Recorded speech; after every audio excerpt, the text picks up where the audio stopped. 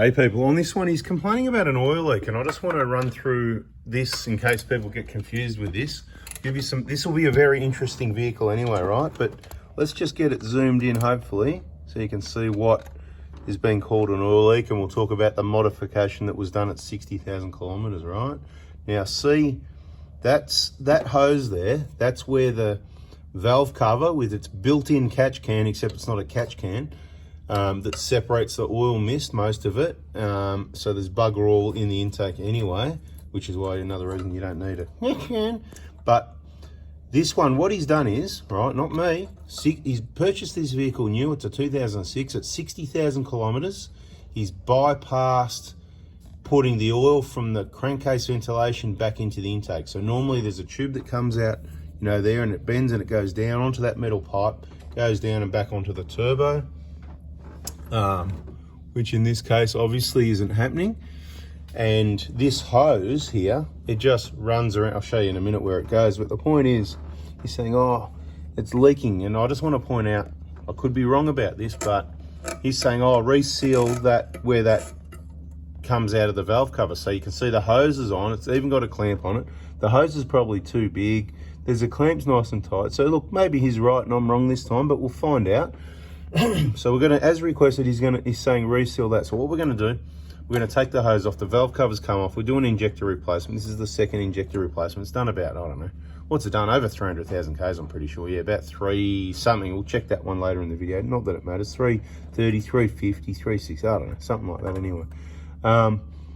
It's going to blow up soon anyway because he's got the remap and he thinks it's okay, and that's fine. Each to their own. I don't, you know, hate vehicles that have got a roll. I love it, drive it, goes a bit quicker and all that. It's got the full front intercooler and it's got the big exhaust. It doesn't bother me, but it's going to blow up soon anyway because it's got the remap. But and that's since 240,000 Ks, and I could be wrong about that as well. But my point is, just be careful with this oil leak because it might not be you need to take this off and reseal it because we've never seen it. You can see that. It's even a sweat, like, see, it's not even worth worrying about, to be honest, but of course it is untidy.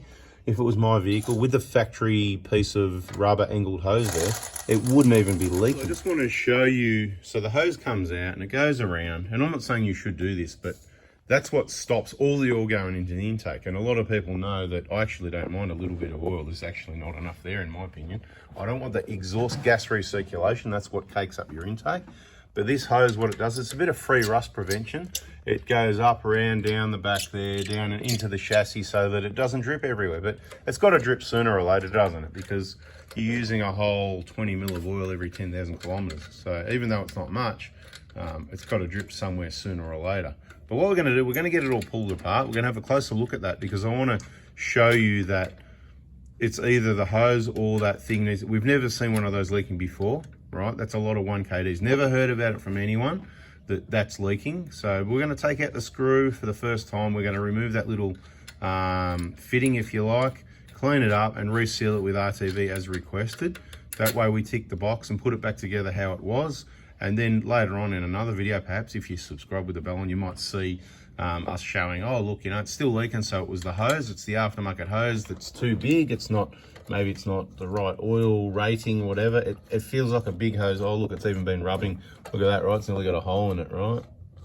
Anyway, it's not the right size. This is much bigger than the factory rubber, and you can put a clamp on it and clamp it up, but it just doesn't seal the same if the hose is too big. So that's what I think. I think the hose needs to be smaller, but I could be wrong. And you know, wouldn't be the first time. So the other interesting video will be a separate video on this one. He's had this since new, 2006, and it's had 10,000 K oil changes. So this will be the myth buster on whether you're wasting your oil. It doesn't matter what oil. What matters is 10,000 K oil changes, not 5,000. So we're going to look in this engine because he is pretty meticulous, you know, not as far as the remap and the forefront Chinese intercooler and all that, but he's meticulous with the servicing and stuff like that. Pretty fussy, right? Brings it to us for a few things, does a few things himself, lets a few other butchers work on the car and do tunes. But anyway, it's all part of the fun, right? But what I'm saying is 10,000 K oil change religiously. So we're going to use this as an example, having a look in the engine, and we'll have a little bit of a chit chat here and talk about comparing it to other engines. So we're going to see, is it really clean, or is it a little bit dirty, or is it really dirty? It'll be very interesting to see. You've got to remember the facts though. The EGR has been shut off with the tune at 240k. So that means that we need to know the kilometres. So we'll get that. That's in another video. So subscribe, turn the bell, and you'll see that one as well. This one, we're going to concentrate on the oil leak. Just sort of let you know there'll be another one. Bada bing, and we'll include the kilometres probably in both videos. I'll go check it out. 354,000 kilometres now. Anyway, now that we've got the intercooler out of the way, let's have a look. Is it a leak? What is a leak and what is a sweat for a start? Let's have a look into that, right?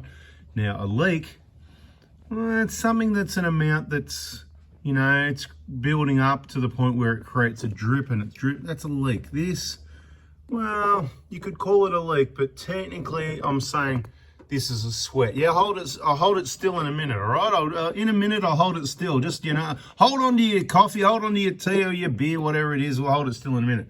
Same as around these injectors. Whoever did the injectors last, they didn't do a very good job, did they? We've got a few issues, right? See the sweats around the solenoid? That's because they didn't clean the seal around. This one, they got lucky, but they didn't clean the seal around the solenoid. And I've said you don't have to replace the seals. We probably will. But you don't always have to replace them if they're soft, just like the new ones.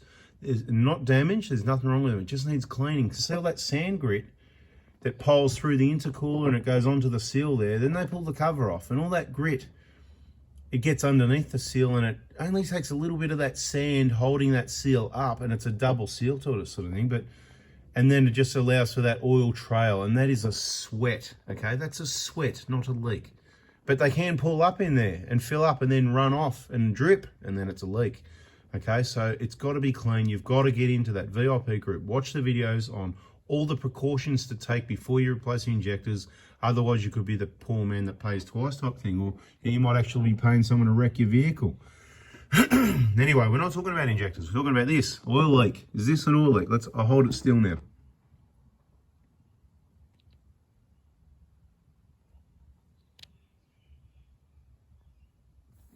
Now, we've never seen one of these things leak. So is it a leak? Do you believe it's a leak where the RTV seals that onto there? Or do you believe that this hose is too big? It's a bit of bloody heater hose or something. It's not designed for oil. And, you know, like we could probably tighten that. It looks pretty tight, but hang on. See if I can move it like that. Let me just see. Let's go. Let's go. Part of the diagnosis. Let me see if I can twist it. Look at that. Look at that. Right, I'm twisting it. So that says to me, with a hose being too big and I can twist it, it's not tight enough to stop the oil coming out there. So, you know, this is the sort of thing where what you do is you don't come in and say, oh, do this, because you'd be just wasting your money. Leave it to us. What I would say to do is put the bloody pipe back where it goes and just leave that small amount of oil going into the intake rather than dripping on the road for the next motorcyclist to slip out with his front tyre and neck himself, right? So oil on the road isn't the best situation. Obviously, you could have a low pressure situation with that hooked up, and the PCV system will most likely work better going direct to there rather than trying to flow somehow through some hose, whatever. But when we look in the engine, we'll also tell another story, and that's going to be, like I said, in another video, comparing, you know, 10,000k oil changes forever, remembering this thing's been here since 60,000 kilometers, right? I'm telling you clearly, I don't believe this is rubbing under there as well, rubbing through. No, it's just that rub mark over there. But we can reseal it, and we will. But if it's that, you know, I'll be surprised, because we look at these just about every day of the week for 10 years, and I've never seen this before. Okay, so anyway. It won't take much, but sometimes taking things off you and upset things and whatever. It'll be an experience for us, because I've never bothered taking that screw out, taking this fitting off, whatever, and resealing one, because we've never seen it leak. So, but let's see what happens, and it'll be in the next video. Let us know in the comments what you think. Do you think it's, yep, this hose that I can just twist? Takes a bit of twisting, but right, you know, it's not, you know, so tighten that up because the hose is too big, or just put the correct size hose on. A hose that's really tight helps seal it. You don't, factory, there's no clamp there. There's no clamp there whatsoever from factory, okay? It's got the little hose that's nice and tight, that tight fit, and, you know, there's no pressure in there. With a tight fit and factory design, they don't leak. It's as simple as that. No pressure and they don't leak. So is there a possibility that all the oil down the other end of this tube has had some dust and built up, and the hole inside the hose, somewhere up the hose, has a bit smaller, and this is actually blocked and not working. Well, once again, inside the engine will tell us a story, because this is systems designed to evacuate the small amount of moisture. You get combustion. Obviously, air's got moisture in it, depending what climate you're in, how much moisture, and that's how much you would get in a catch can or how much you would get going through here. And there's certainly nothing wrong with the moisture going into the intake.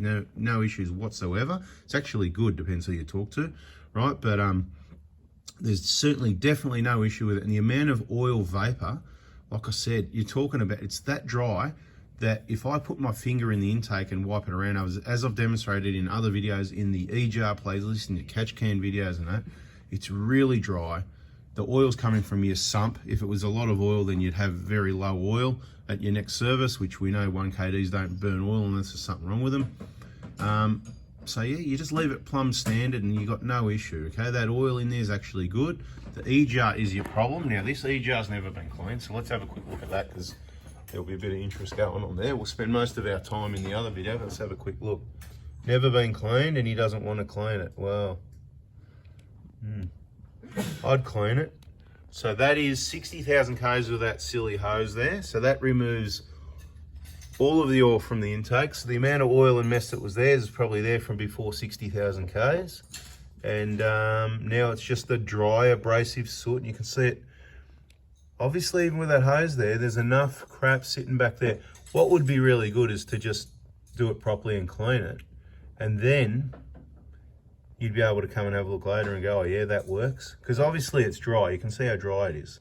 And for that to stick there, the oil from this system we're talking about here is actually the glue for the soot. But the soot's the problem. Even if you take the glue out of the picture, the soot's still the problem. You've got this dry abrasive stuff. Look at it, like dust. It's like taking your air filter out, isn't it? Can someone explain to me in the comments that it's any different to letting dust come through your air filter, through your engine? What's the difference if there's no oil and there's no build-up here? All that dry abrasive soot that you can see there in the picture is going to be going through your engine, but there's no evidence of it.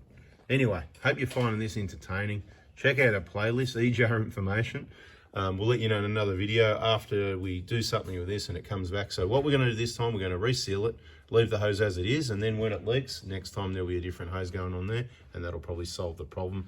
Not that it's much of a problem, small amount of mess there compared to, look at all this, is this overflowing the oil and the oil changes? It's around the injector. 2, 3's got a little bit, 4's got a bit of a messy job. They actually bent and damaged some of these studs down here, working on that at the moment, trying to sort out that thread. Whoever did it last, you know, the 242K thing, but we just fix things up as we go.